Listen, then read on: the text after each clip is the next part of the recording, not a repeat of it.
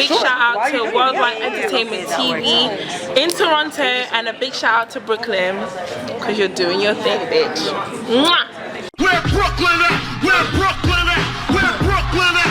Where Brooklyn at? We gonna do it like this. United Kingdom's YouTuber and influencer, Nella Rose, visited Toronto for the annual Manifesto Summit. Brooklyn Tea Talk was on the road for coverage of In Conversation with Nella Rose, moderated by Shanice Ashley. The media personality spoke on various topics and tips for other aspiring social media people. Watch this Worldwide Entertainment TV exclusive. Toronto. First time, first 24 hours. Yeah. What did you do your first 24 hours? Huh? What did you do your first 24 hours? I went to some place, I went to a corner shop. Okay. You guys have like ketchup crisps. Yeah. It's amazing here, I love it here already. Honestly. There's loads of black people. Yeah. Yeah, no, I like that. A lot of people don't think we have a lot of black people here. Like the first thing when I went to London for the first time, like, Roy, you might have black people in Canada. I'm like, yeah, we do. Same demographics, same people. So you being here, you can notice the similarities between Toronto and London. Yeah, I feel like Toronto and London are just like the same places in different fonts, basically. It's just the same thing. It's actually the same thing, yeah, literally. But the thing is with London that I really enjoy and I really love to see is that a lot of the black creatives, such as yourself, you're here talking to people in Toronto who are big fans of you. So let's start from the beginning. Let's take us through your journey. How did you get started? So basically, my dad recorded my whole life. He had like this fuck off VHS camera. You know them ones that you wear on your shoulder like this? Yeah. He had them fuck off VHS cameras, and like he recorded everything. It's gonna sound disgusting, but from like my mum giving birth to me, all of that. Okay. My first steps to my first day in school, just everything. He recorded my whole life up until I was 20. So I just always felt like my dad's always filming, and I'm a copycat. Because there's no originality over here.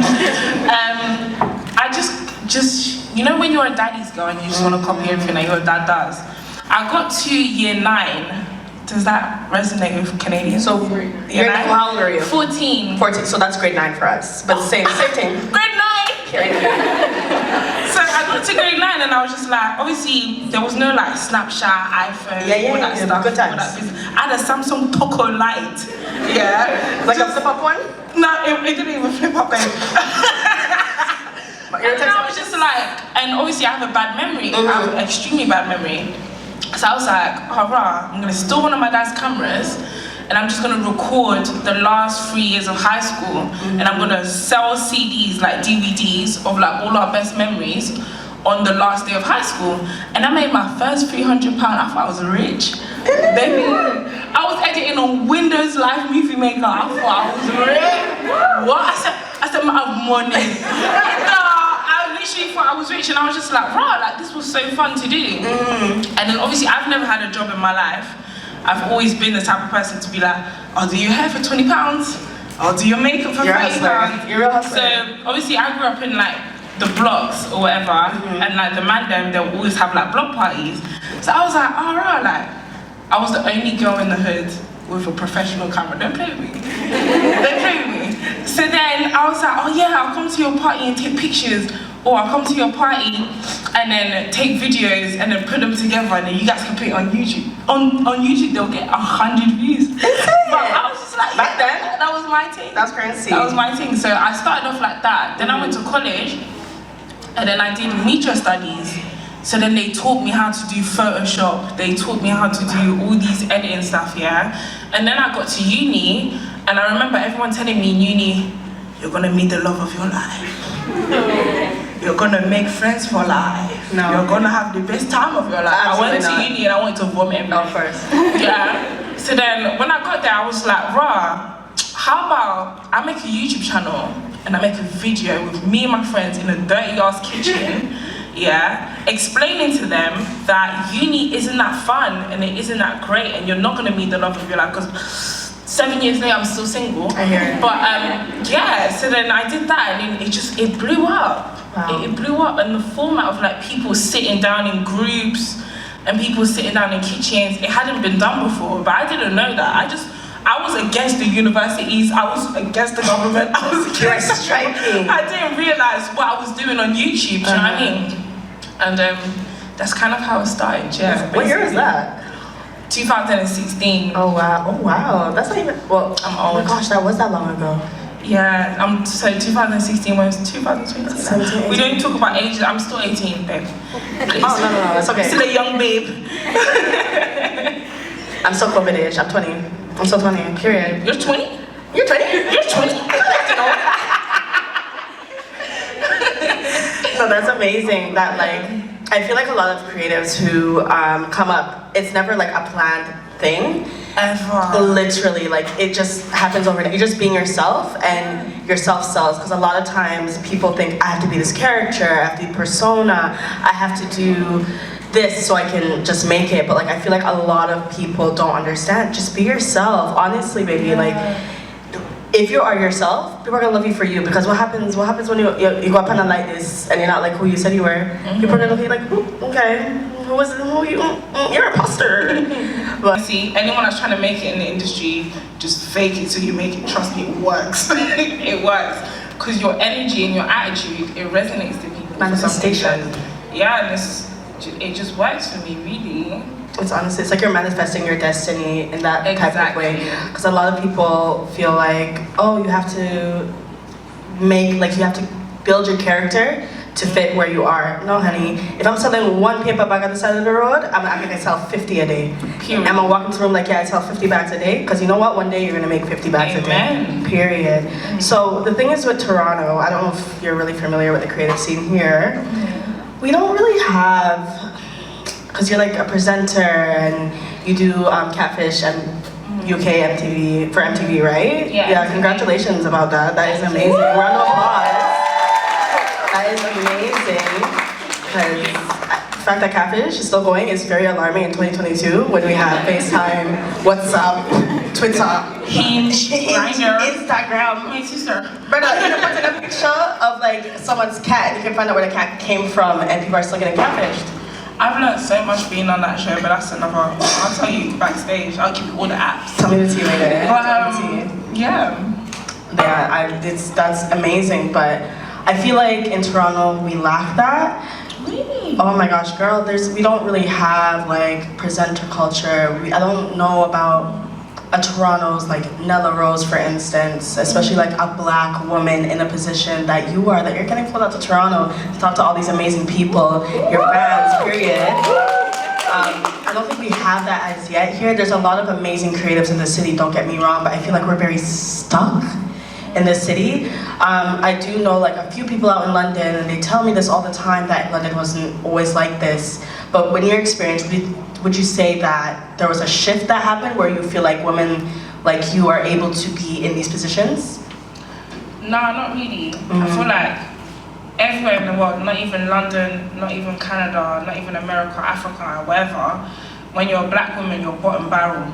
Yeah? So say for example, a white guy was to do the same thing you do, bust the same jokes, yeah? He'd go way more viral, way quicker than you will, because it's like you're a black woman, you're not supposed to be funny, you're not supposed to be this, and you're not supposed to be that. And I've seen it with my peers, like people that I grew up with, and they go way higher because they're men, or they go way higher because they're white. And because I'm the black woman, and I'm sitting there and it's like, keep waiting for my time, keep waiting for my time, keep waiting for my time.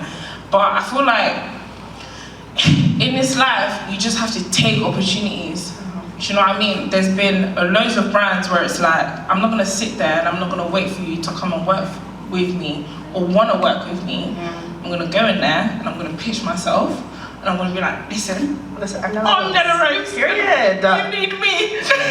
And more time they listen. Do you know what I mean? I just feel like if you, especially like you said, like in Toronto, there's not a lot of like presenters and stuff. I feel like just take that step and just present yourself. Like don't ever feel embarrassed. Don't feel embarrassed. Don't ever like find pride or like be embarrassed to walk into places, or you know someone that knows someone and you're shy to be like, can you plug me with this person? Just do it, because I promise you, no one's gonna do it for you. No one. And it's It's really hard out here, especially when we're black, and to have these conversations in 2022 is very lame. The fact that we have to still have It's these very conversations. lame because I thought like when I was growing up and I was facing like racism and that in the UK, I thought, oh yeah, by like 2015, 2016, all of this is gonna be done. And then you enter different industries and you're like, you know, I've had jobs not given to me because I'm not light skinned. I believe you. Yeah, I believe and I've you. had jobs not given to me because I'm not slim. I believe you. I'm plus size. I believe you. And I'm just like, bitch, I'm funny. Like, Period. What are you talking about? Like, what are you talking about? So, just you have to pitch yourself to people that are willing to listen, and just never be afraid to go out there and like take that opportunity, because opportunities are not gonna come to you if you're a black woman, and that's just facts. And it's so sad and it's so heartbreaking. But I learned that the hard way, and I think I learned that like 3-4 years in. So I was relying on people, do you know what I mean? And then when I started being like, you know what, I'm gonna DM this brand, and I'm gonna be like, listen, I can do this for you, mate. I can fucking do this for you, mate. Yeah, and then it was just like, oh, I was getting deals. For example, my PLT campaign. Yeah, amazing. Congrats on that. Yes, Thanks, guys. I DM'd the owner of PLT, Umar, in 2018, 2020, and I said, hey, big head. I said, hey, big head with a kiss, don't play with me. And then it was just like, he saw that and thought, oh, this girl, like, she's got balls, da da da. And now it's just turned into, do you know what I mean? So it's like, never be scared. Never, ever, ever be scared. I even DM'd Love Island, and I was like, I need you to make me a producer, because I can make the show very messy. Listen. They said no. But then they put me on After Sun. So I was very happy. So just like, don't be afraid to shoot your shot. Like, it doesn't matter if you've got 10 followers, 100 followers, 1,000 followers, someone's gonna see something and believe in you. It takes one person to believe in you for you to just go very far, basically. 100%, because just seeing you where you are, like as a black woman, a plus size black woman who's not light skinned in the media is this representation that we've needed so many years. And I don't know if you know, like in Toronto, a lot of times, personally me, I grew up watching a lot of shows from the UK. Really? Because that's the only representation we had. That's the only, I used to watch Channel 4 on YouTube. I used to watch Some Girls, because it was a black woman, like a dark-skinned black woman who was the lead. And I used to watch, obviously, Skins. Everyone watches Skins. I watched Misfits. Listen, that show ran so Euphoria can sprint, okay? Period. Listen.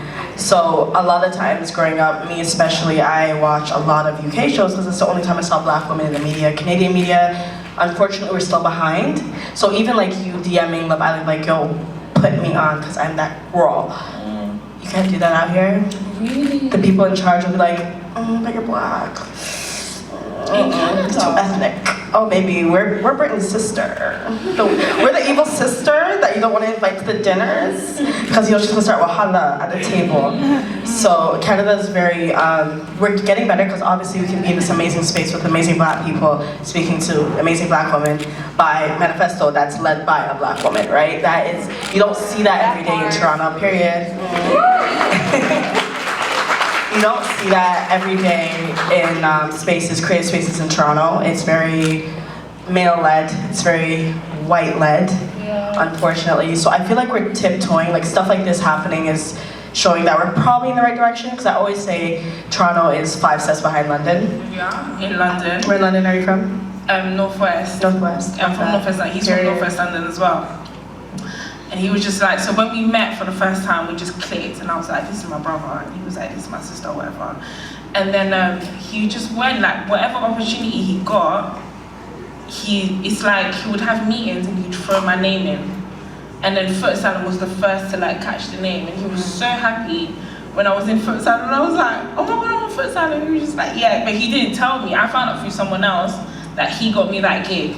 Do you know what I mean? So it's like, and also with Philly, like he's always the person that like supports me on set as well, because on set, I don't know if you guys know, but like in London, I'm not gonna get fired. Who's recording?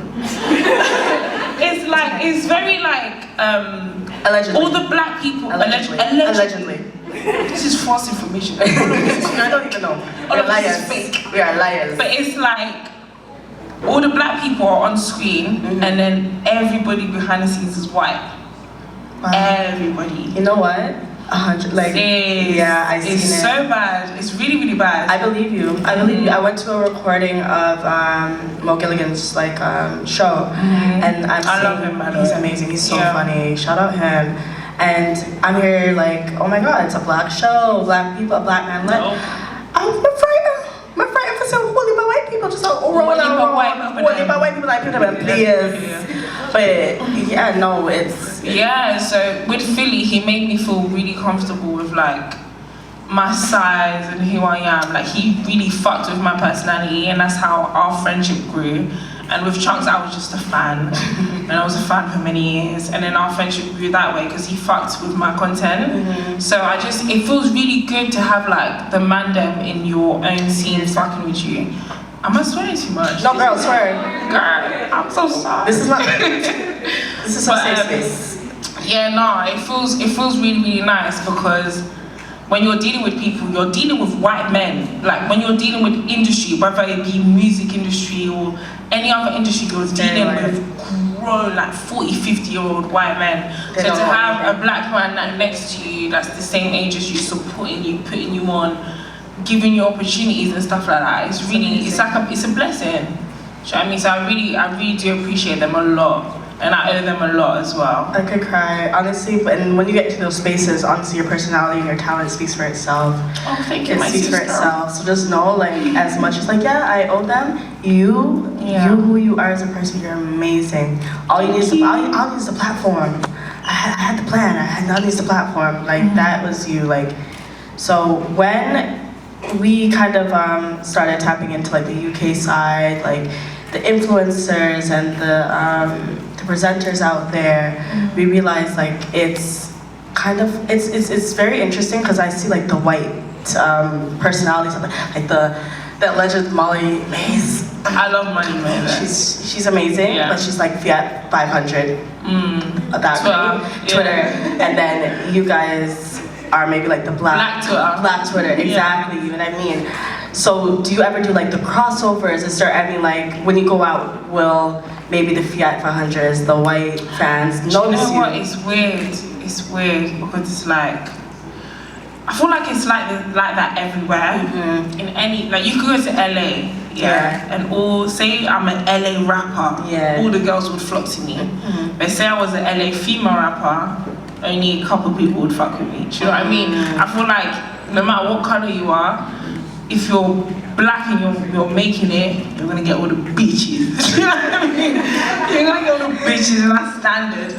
But it just goes back to my point. To make it, you have to work twice as hard if you're a black woman, which is so annoying. And I feel like we shouldn't have to. And I feel like I wanna like kind of set the standard where it's like, Nella's done it, every other black girl can do it, and you're gonna treat them the same way that you've treated her, sort of thing. Because I didn't have that, like a black woman to look up to that's done exactly, like, you know, the whole comedy, YouTube thing. I've never had that, so I was just like, okay, cool, I'm gonna set pace, and I'm gonna be that person for everyone else to be able to just benefit from what I've done. Do you know what I mean? But you know, the white people, they look at us weird. Unless you're with a rapper or you're with me. but that's so annoying because the same people, exact same people, I used to go to events and like fan of them. They didn't care about me. But then I'll go viral over something so stupid, like a yacht, like a fucking boat, bro. It's a boat. And all of a sudden you want to say hi to me, and I'm like, what the fuck? It's a boat. Like, that was a legend. Listen, we are shaking this on a boat. I don't even have arms to shake. Like, it was a joke. Like, it was literally a joke. But it's legendary. Literally, like that quote. Like I was on like a yacht in Lake Ontario. If you go in that water, you get E. coli type thing. You know, I have a little sister and little cousins, and when they type in my name on that's what comes up. The internet, it's just fuckery. Fuckery. Like I can't be taken seriously like by my aunties and my uncles and that, because it's like, okay, cool. What does Nella does? Okay, cool. Let's type in Nella on Google and it's either my mouth is wide open or it's really embarrassing, but we're gonna move past it. I'm gonna put out serious content and they're gonna take me seriously. Are you talking about like the economy? State of the economy, it's bad, we're broke. But, so your Congolese background. Yes. Yes. Yay, Congo. I love Congolese. So as you know, as like a black creative, especially a Caribbean and African background, many of you guys all know when we're coming into what we're destined to do, it might not be doctor, lawyer, teacher, like it might not be the traditional like path. How did you kind of navigate with the parents like, hey, so the aunties might come to you, I might be on YouTube, you might see me saying some things, this is what I do now, I'm going to make money from this. It's weird because obviously my parents were divorced. So I always say I grew up in like two different worlds. Like my mom was straight, my dad was Archie.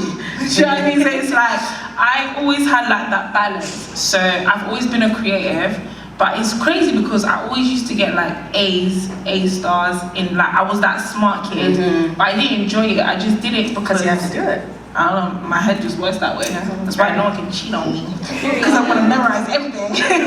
But basically, yeah, like my head just worked that way, so that's why I was smart, but I wasn't smart because I enjoyed it. I was always into like cameras, photos, editing, all that stuff. And I felt like my mum understood that because I feel like my mum was into like nursing because her mum told her to, if you go to Europe, work in a hospital and you'll have that job forever. And I feel like my mum did that and she kind of understood that way. I did it worked, but that's not what I really wanted to do. So then my dad on the other side was a creative. So when he saw me pick up that camera, man was buzzing, running up and down the house. He said, my God. Do you know what I mean? So they were always mad supportive, which is rare from like African parents. And the reason why I went to uni is because my mom told me to go to uni as a backup plan, just in case like my creativity, she knew it was going to take me somewhere because even my mom and my dad, they didn't speak to each other, but they always used to say I was going to be like something. So she was like, just in case it doesn't work out, go to uni. So I went to uni and I started my career there. So imagine she never told me that. What did you go to uni for? Sociology. I mean, you're social. I'm social. You're social. And I have to study it for 3 years. But 60K! You know how much Canadian that is? That's a down payment. Let's not even convert it.